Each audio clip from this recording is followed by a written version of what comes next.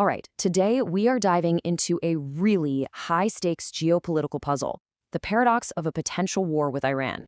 We're not just going to look at the conflict itself, but a super counterintuitive idea right at the heart of it all. I mean, just think about that for a second. It sounds like a riddle, right? But it's a very real possibility playing out on the geopolitical chessboard of the Middle East. So how could a devastating war, one specifically designed to cripple a nation, actually end up making it stronger?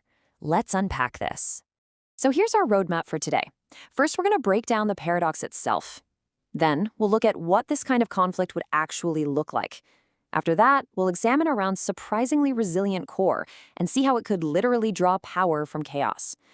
And finally, we'll imagine what this new Middle East might look like in the aftermath.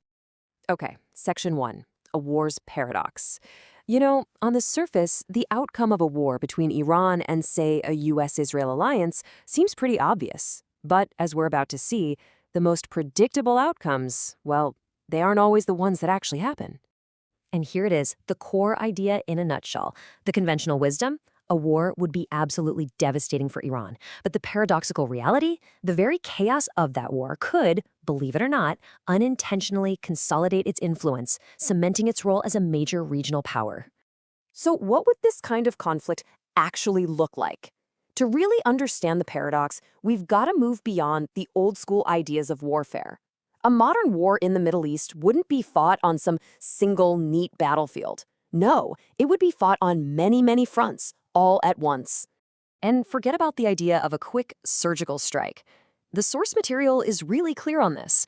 This would be a long, brutal, and sprawling conflict. It wouldn't be contained. It would pretty much engulf the entire region, pulling all of its neighbors into the fire.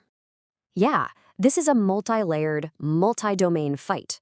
Imagine a constant barrage of drones and missiles. At the same time, a digital war fought through massive cyber attacks. And then, and this is critical, you'd have proxy battles flaring up everywhere, from Lebanon to Syria to Iraq, all the way down to Yemen. It's a web of conflict, not a single straight line. And this brings us to two totally different philosophies of power clashing. On one side, you've got that conventional military might. We're talking fighter jets, tanks, massive aircraft carriers. But on the other side, you have Iran's asymmetrical power, which relies on things you can't just bomb: ideology, cyber warfare, and a whole network of non-state allies. It's a completely different kind of war, and one that's much, much harder to pin down and defeat. Okay, so, faced with what seems like overwhelming conventional power, how could Iran possibly weather that storm? This next part is all about its resilient core, a kind of strength